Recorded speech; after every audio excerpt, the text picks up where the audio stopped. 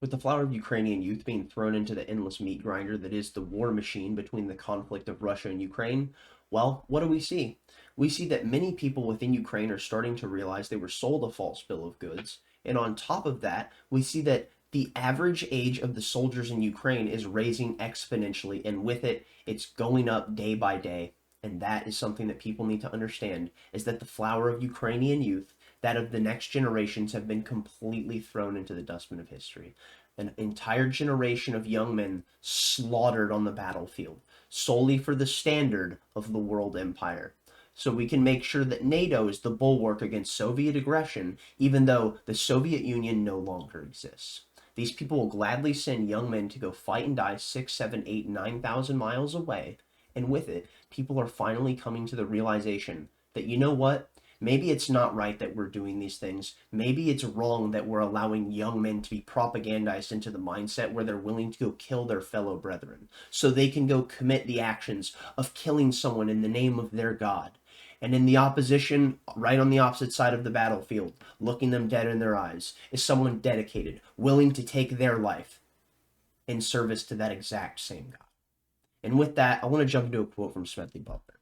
War is a racket. It is the only one international in scope. It is the only one in which the profits are reckoned in dollars and the losses in lives.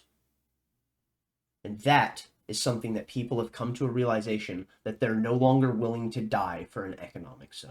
Now let's go ahead and get into this. The average age of Ukrainian soldiers is older than 40 as the country grapples with personnel problems, from Business Insider. Well, what does this mean? It means the flower of Ukrainian youth has been completely abandoned, and with it, they were willing to throw every single person who is going to be the fighting age males who they gladly sacrificed on the front lines. And what happened? It means that the people who are going to be those wielding the legacy of this country, those who would have the future progeny that would create the sustainability of Ukraine in the future, well, they're either dead or they've abandoned the country, and with it, many of them to never return. Isn't that something? Isn't that absolutely unbelievable? And with it, what's happened to Ukraine is absolutely tragic. And the fact that we see that soldiers with the average age of 43 now being the standard in Ukraine, well, what do we see? We see that they would gladly do this to you and your family and your brethren, all on the standards of moving nation states 1 inch further when it comes to the nature of controlling the metrics of the world empire. And the thing that I can't get over is how we've handled the Soviets. And when I say the Soviets, that's because that's how the people in the establishment class see this. It's not, well, we're handling the Russians. It's, no, they still feel like they're fighting the Soviet Union and they act like it. Except the people in power in Russia are not the Soviets. They're not the communists. They're the people who helped us overthrow that regime by working with the West. And now they've immediately flipped the script and turned back to their NATO mentality back in the time of the Soviet era of control, when Soviet Union was trying to expand and actually have a much larger sphere of influence. But what do we see? No, that's not the case now. Russia simply wants dominance over its minute sphere of influence. It does not want NATO countries on its border like Latvia, Lithuania, Estonia, Poland, Ukraine. It does not want these countries lining it, and it does not want NATO to have the ability to acquire them because it would rather these places be satellite states rather than having NATO be encroaching on Russia's border. They've already gone for Belarus, failed, and they're trying to get Ukraine. Who knows if they'll actually succeed? And with it, as I've already stated, they will gladly sacrifice all of the fighting age males to this conflict to throw them into the meat grinder, and with it, people will never even remember their names, and the people in power within the upper echelon of the military brass and the foreign policy establishment will not care one fucking bit. What do we see here? The average Ukrainian soldier is 43 years old, according to Time magazine. When the war began in February 2022, the average Ukrainian soldier was between 30 and 35. Ukraine is battling mounting manpower problems more than 20 months into the war.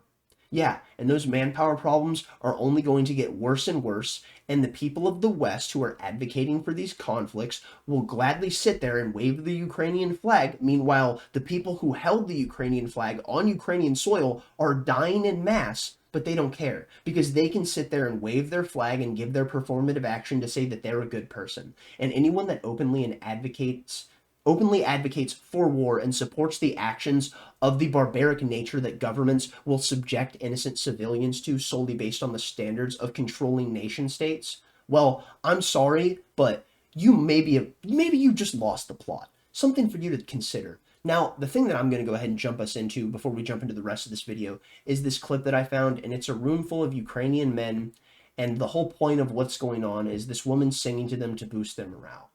And I've never seen something more depressing in my entire life. Let's go ahead and get into it. I don't really know if this song is going to get my video claimed, and I just don't care. But nonetheless, we move on. The thing that's so important to understand. Look at this room. Look at the average age. Just look at the initial frame. What do you see? Men who know what they're going into. Men who know that they're going to be the next ones dying in the trench next to their brethren. And with it, what is she doing? Well, she's singing their funeral song before they actually even get into the casket.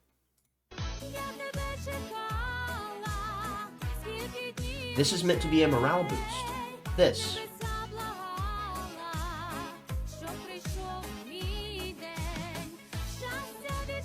is horrific.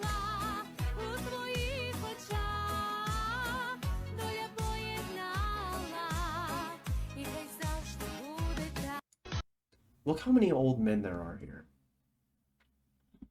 Now imagine how many young men were in these seats. Where are they now? They're in the ground. They're in bits. They're in pieces. Never to see their loved ones, never to see their family members again. And why? Solely based on the standards of what we deem necessary when it comes to the process of expansionist foreign policy. All going back to what happened in 2014 with the attempted acquisition of Ukraine and the overthrowing of Viktor Yanukovych. Now, let's go ahead and jump in, and here we have a clip from a U.S. soldier. And this is going to be a perfect example of why I stated that people are no longer willing to die and go fight in these conflicts for economic zones. U.S. soldier quitting the Army is hit with $4,000 exit fee for leaving equipment behind in Afghanistan, equipment that he was ordered to leave behind. Meanwhile, we can give billions to Ukraine, Israel, and the Taliban. This is not America first. And no, because they will never be America first, because they are not incentivized to be so within the political class. And why is that? Because the lobbyists are the ones who end up filling their pockets. You think they care about you when you're not the one who buys their second and third home? No, you mean nothing to them. They care about Raytheon, Lockheed, Boeing, and what else? BlackRock, State Street, Vanguard. That's who they will gladly send your brothers and sisters, sons and daughters, mothers and fathers, and everyone else you know and love to go fight and die in these fucking conflicts over and over and over again, endlessly. It does not matter how much you are beaten down, how much your morale is destroyed. They will send you into a room with a pretty woman to sing you your funeral song before you even get into the fucking casket. Let's jump into this clip. I want to share something with you guys today. I want to holler, I want to scream, I want to yell,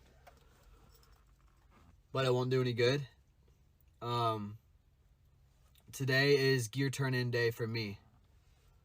I turn in all the gear that I've collected over the last 4 years of being active duty with the Army, with the 82nd Airborne Division.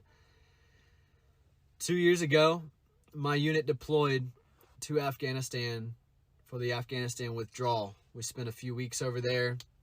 It was hectic, it was chaotic, it was disgusting, and it made me very disappointed in our government. Today, I'm reminded of how disappointed I am in our government. Go to turn in my gear, they want to charge me $500 to $1,000 for gear that I was ordered to leave in Afghanistan 2 years ago. Because as the last two birds were sitting on the tarmac, ready to leave, there wasn't any room for extra gear or extra weight. Therefore, we were told to leave it. Some lower enlisted dudes, including myself, were like, no, this stuff is expensive. I'm not leaving this. I'm going to get charged for this when it comes time to leave. Don't worry. We're going to catch you on the back end. We'll flipple it. No. It's time to get out of the Army, and they want to charge you for that. Meanwhile, we can continue to give millions of dollars to the Taliban. We can give billions of dollars to Ukraine. We can give billions of dollars to student debt relief. We can give a bunch of stupid stimulus checks. We can cut those to the American people. But we can't cover $500 to $1,000 for a dude that left gear in Afghanistan for a dude that left gear in a place that you put me to begin with. The government is so stinking backwards right now, man. This administration's last priority is the American people. And inside of the American people, their last priority is their soldiers, their Marines, their airmen, their Navy. It's so messed up, man. I thought today was going to be bittersweet getting out, but I'm just so happy to separate. I'm very, very excited to stop serving my government and just getting started serving my country. It's sad. Today is November 20th.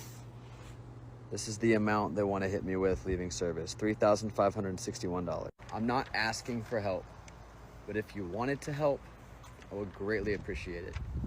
I'm going to swallow my pride for the sake of my family and post my Venmo in the comments. Thank you so much. He's absolutely right. He's talking about the fact of, well, Americans no longer support their soldiers, and that's just wrong. But then he goes on to talk about the fact he's like, I can't wait to stop serving my government and just start serving my country. My dude, you've hit that mindset. You just haven't hit it in its totality.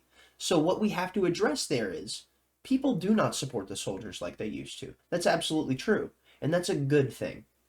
Do not yell at me just yet. Don't go into the comment section and tell me, oh, you don't support the military. You might be a bad person. Well, one, I don't support the military, but that doesn't make me a bad person. But what we need to understand is that him coming to this understanding that I just want to support the people of my country and I want to support my country, not my government. That is the mindset that people have when they realize it's like, oh my God, my government's full of lying charlatans and snakes that would gladly sell me and my family abroad to go die and come back in caskets maimed and wounded.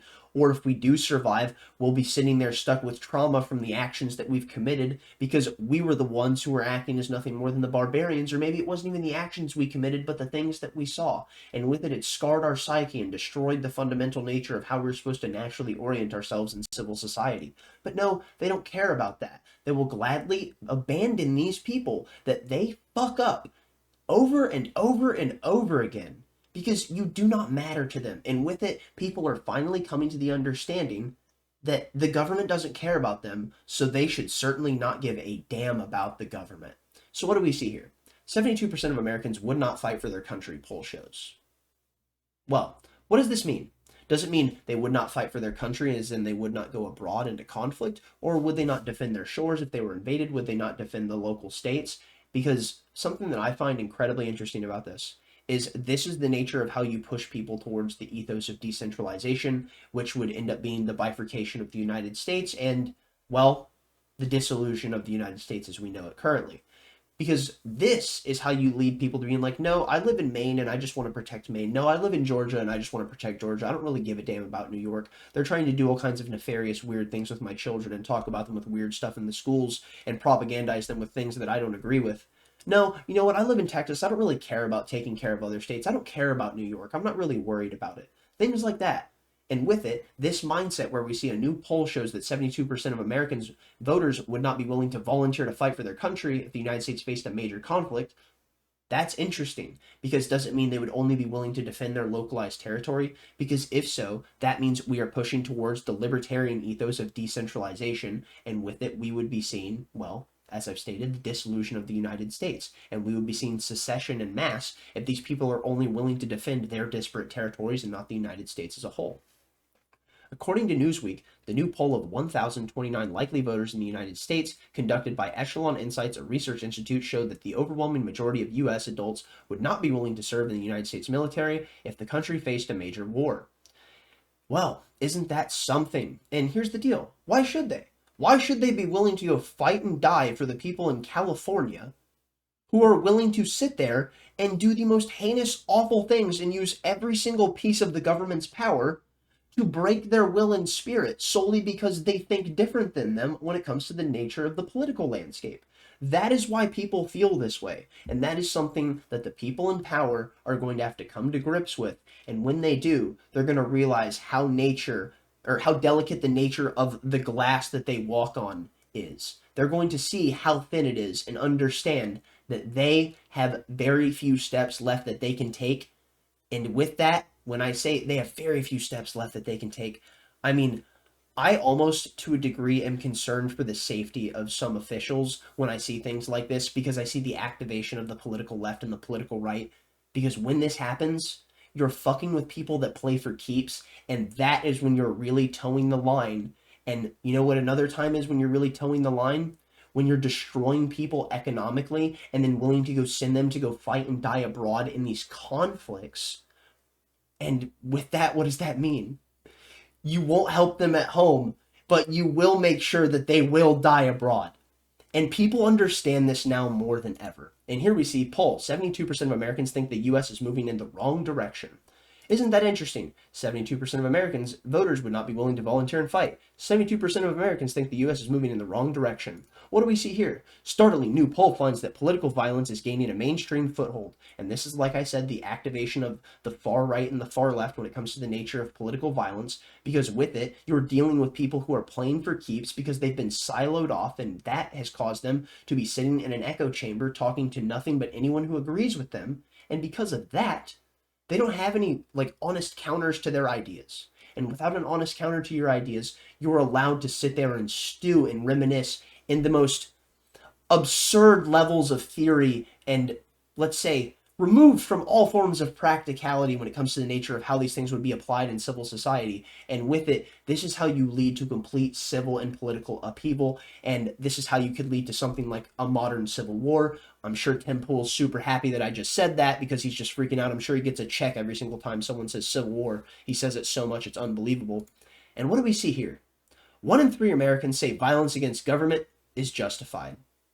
And as I said, they do not realize how thin the ice they are walking on truly is. That is an interesting thing to think about, because if the American people were to say, I don't know, realize that the political class are the enemy of the American people, and not, let's say, the left or the right fighting each other, well, that's something that the establishment just absolutely can't afford. And I wonder if this will end up going above 1 in 3 Americans. I'm going to go ahead and end it there. Thank you for watching if you got this far. Thumbs up if you liked it. Thumbs down if you didn't. Tell me where I'm wrong in the comment section down below. I do not condone violence against government officials. Thank you for watching. Stay lovely. Stay great. Tell someone you love them. Peace out.